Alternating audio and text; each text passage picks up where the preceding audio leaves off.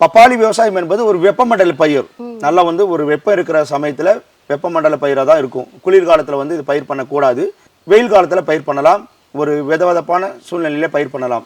அதே போல் பப்பாளி வந்து ஒரு குறுகிய காலத்தில் வந்து நிறைய மகசூல் கொடுக்கக்கூடிய பயிர்களை வந்து பப்பாளி ஒரு முக்கியமான பயிர்.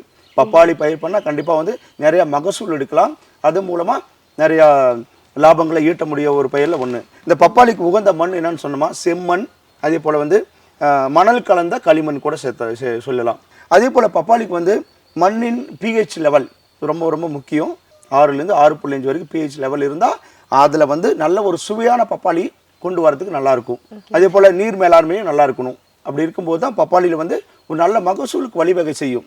முக்கியமாக பப்பாளிக்கு வந்து நம்ம என்ன பயன்படுத்தணும், என்ன பண்ணணும்னு சொன்னால், சிறப்பான மண் வளம் இருக்கணும், சிறப்பான நீர் வளம் இருக்கணும், அதே போல் சிறப்பான உர மேலாண்மை பயன்படுத்தணும். இது 3 வந்து எடுத்துக்கிட்டாங்களா பப்பாளி வந்து சிறப்பான மகசூலுக்கும் அதே போல் வந்து நோய் இல்லாமல் செடியை வந்து எடுத்துகிட்டு போகிறதுக்கு ஒரு பயனுள்ளதாக இருக்கும். பழமும் வந்து நம்ம சொல்கிற அளவு இந்த டேஸ்ட்டு, இந்த ஸ்வீட்னஸ் வந்து பழத்துக்கும் நல்லா கிடைக்கும். அந்த வகையில் வந்து பப்பாளி விவசாயம் வந்து விவசாயிகளுக்கு ஒரு நல்ல மகசூலை கொடுக்கக்கூடியதான். நம்ம நிறைய வீடியோ போட்டிருப்போம், பப்பாளி எப்படி நடவு பண்ணுறது. அதே போல் வந்து பப்பாளிக்கு வந்து நடவு பண்ண முன்னாடி என்ன ப்ரிகாஷன் பண்ணணும், கடினப்படுத்துதல் அப்படி பண்ணணும், அதே போல் நடவு பண்ணதுக்கு அப்புறம் என்னென்ன கொடுக்கணும் அப்படிங்கிறதெல்லாம் டீட்டெயிலாக நிறைய வீடியோவில் பார்த்துருப்போம். டாக்டர் விவசாயம் பப்பாளி நாட்டு பண்ணையில் போயிட்டு நீங்கள் பார்க்காதவங்க. இப்போ இந்த வீடியோவில் வந்து பப்பாளி விவசாயனாவே விவசாயிகளுக்கு எல்லாத்துக்குமே ஒரு பெரிய சவால்கள் தான். பப்பாளி விவசாயம் பண்ணுற எல்லா விவசாயிகளுமே சக்ஸஸ் பண்ணாங்களான்னா கிடையாது. அதுதான் உண்மை.